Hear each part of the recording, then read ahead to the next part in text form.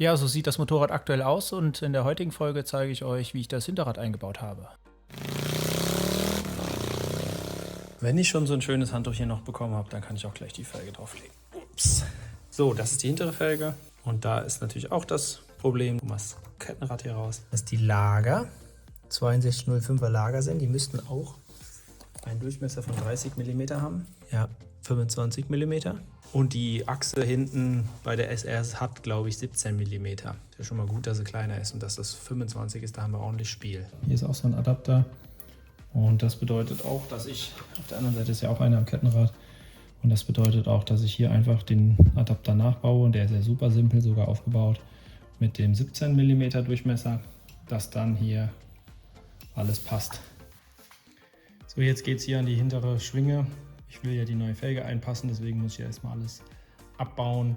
Auspuff ab, Felge raus und den ganzen anderen Klimbim, und dann kann ich mal die neue Felge so ein bisschen reinhalten und gucken, ob sie passt.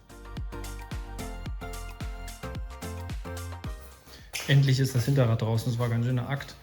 Irgendwie habe ich es nicht hinbekommen, deswegen habe ich die Stoßdämpfer ausgebaut und dann konnte ich an die Mutter hier, die hinter dem Auspuff war, hier, da hinter dem Auspuff war die Mutter. Und den Auspuff konnte ich nicht abmontieren, weil ich nicht an die Schrauben da von unten dran kam, von oben auch nicht. Ist irgendwie ein bisschen seltsam. Ich habe da nicht so die Ahnung irgendwie gehabt. Ja, viel ist vom Motorrad nicht mehr übrig. Ziemlicher Kackhaufen gerade. Ich baue jetzt noch einen Auspuff ab, diesen komischen Kettenschutz. Und dann gucke ich mal, wie das Hinterrad da reinpasst.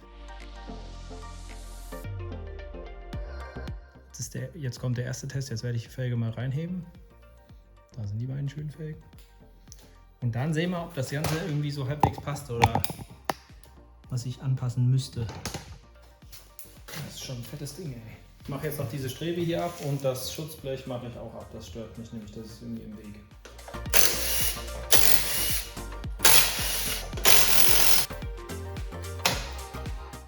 So, ist das hässliche Ding endlich auch mal weg. So, Versuch Nummer 2, die Felge reinzubekommen. Ja, ist sehr, sehr schmal. So, also passt eigentlich ganz gut rein. Die Schwinge ist hinten 210 mm breit und die Felge hat, glaube ich, jetzt 19, also 190 oder 200. Das ist ganz knapp. Also es passt eigentlich alles ganz gut. Hier habe ich auch noch ein bisschen Platz zur Schwinge. Das Teil, das habe ich mir schon gedacht, dass das irgendwie ein bisschen im Weg ist. Das ist diese Bremsankerplattenhalter-Ding, das mache ich einfach weg. Und sonst passt es eigentlich super. Ich flex das da vorne jetzt mal weg, das Teil, und dann gucke ich, wie es dann aussieht. Schöner fetter Reifen da drin. Geil. Also das werde ich jetzt mal hier ein bisschen wegmachen. Sag schon, das ist ab. Ja. Ich glaube nicht, nein. Eine Sekunde noch.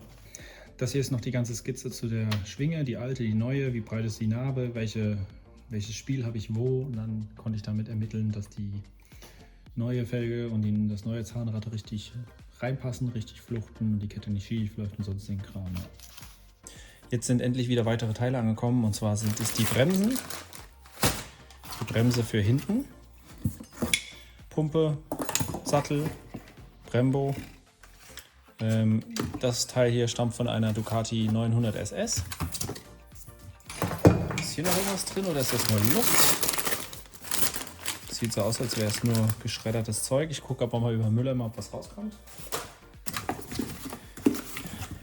Ja, ist natürlich auch sehr wichtig, dass wir hier so eine technische Information haben. In dem Paket ist die vordere Bremse drin. Ist auch eine Bremse von Brembo. Das ist immer geil, wie die Sachen verpackt werden. Den ganzen Müll, den man noch hat, stopft man einfach rein.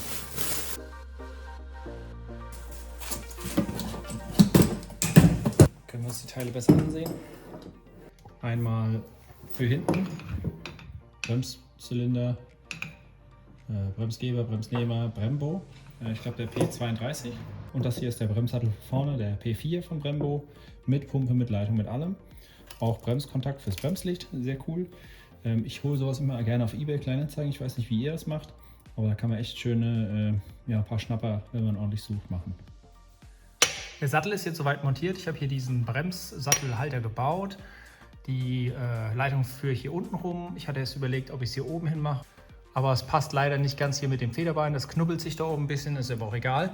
Ich mache es jetzt wieder original hier unten hin. Ungefähr so. Da bohre ich noch ein Loch rein, kommt da eine Schraube durch.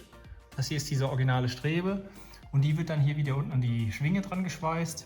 Das Teil musste ich leider abmachen, weil es ein bisschen im Weg war und weil es auch im Arsch war. Es war verballert, es war schön verbogen und verrostet. Dann ist mir eingefallen, dass ich ja noch eine alte XT-Schwinge habe, weil die habe ich ja nicht mehr bei meiner verbaut, bei einer XT. Da ist so ein Teil dran, das habe ich schon mal abgeflext. Das kann ich verwenden, das passt nämlich, perfekt. Das muss ich dann quasi nur an die Schwinge dran schweißen. Und da braucht ihr auch gar nicht böse sein, dass ich hier diese Schwinge da so ein bisschen modifiziert habe, weil die ist im Arsch. Da die Soziusrasten sind komplett rausgerissen. Ja, vielleicht werde ich sie mal in irgendeinem komischen Motorrad verwenden für weiß ich was und sie verlängern, aber damit wollte ich jetzt nicht rumfahren, dass hier so eine aufgerissene Schwinge ist. Deswegen, scheißegal, dass ich das Teil hier abgeschnitten habe. Das kommt jetzt da unten dran. Da so wird es dran geschweißt im richtigen Abstand. Und dann ist hier diese Abstützung vom Sattel passend. Und dann ist die Bremse hinten montiert. Ist doch geil. Ich habe hier das Gewinde jetzt reingeschnitten, die Stange hier, diese Strebe hier festgemacht. Und jetzt kommt das Ganze. Ich muss ein bisschen vorschieben hier, das ist ein bisschen festgezogen, extra alles. Das kommt hier jetzt so durch. Jetzt noch ein bisschen weiter vor. So, und das soll dann da dran. Da wird es angeschweißt. Und dann sieht das Ganze so aus. Und das ist ganz cool. Und je nachdem, wie ich das Rad einstelle, nach vorne oder nach hinten, schiebt sich natürlich dann die Bremse vor oder zurück. Aber das ist ja kein Problem. Dann schwingt die ein bisschen hier so rum. Also ich baue jetzt die Schwinge kurz aus. Also Stoßdämpfer raus, hier den Bolzen raus und dann hefte ich das mal hier so dran. Vorher mache ich es natürlich noch sauber. Blanker Stahl, damit ich gut schweißen kann. Dann hefte ich das dran, baue die Schwinge nochmal ein, bewege sie mal hoch und runter und gucke, ob alles funktioniert, vor und zurück und dann schweiße ich es nochmal fertig.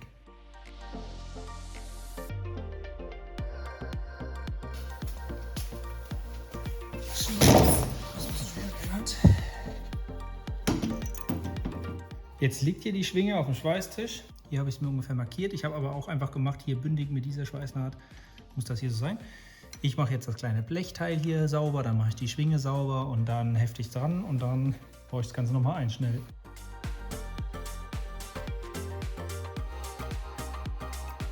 Jetzt ist alles schön blank, jetzt gehe ich nochmal kurz mit Alkohol drüber und dann mache ich hier ein paar Hefter und dann gucken wir mal, ob es passt. Dann schweiße ich das vielleicht noch durch. Also los geht's mit dem Schweißen.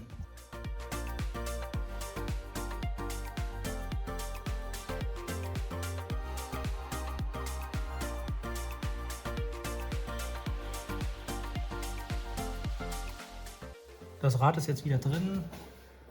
Ich habe jetzt mal kurz einen Stoßdämpfer reingemacht, damit es nicht zu weit nach unten geht, aber es rollt schön frei. Da habe ich auch genug Platz. Die Strebe läuft schön hier gerade. Ich mache jetzt den Stoßdämpfer raus und dann bewege ich es mal hoch und runter, gucke, ob es irgendwo anschlägt.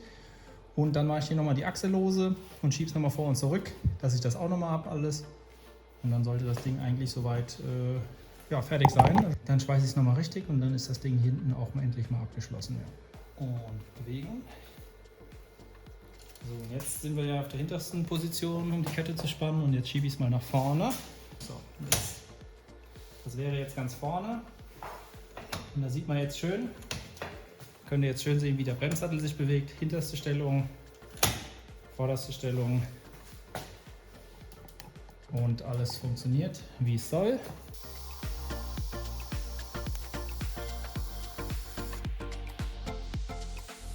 Ich habe jetzt nochmal schnell Lack drüber gemacht, damit es ein bisschen schöner aussieht und nicht jetzt zu sehr korrodiert.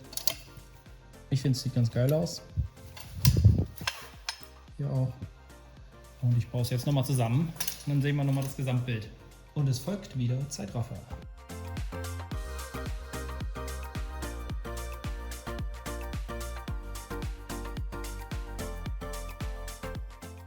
Dann wäre jetzt das Hinterrad auch drin, Bremse funktioniert, Kettenrad passt, Breite, alles stimmt.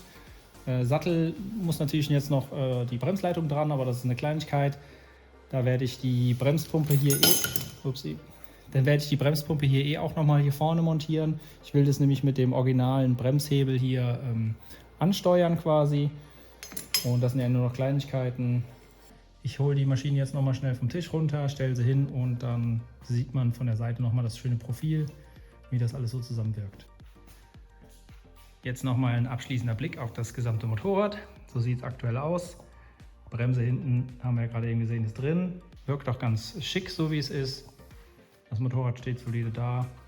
Also hier hinten, das macht auch noch einiges aus, wenn der Rahmen weg ist und hier dieser Fender noch dran kommt, den ich dran machen will.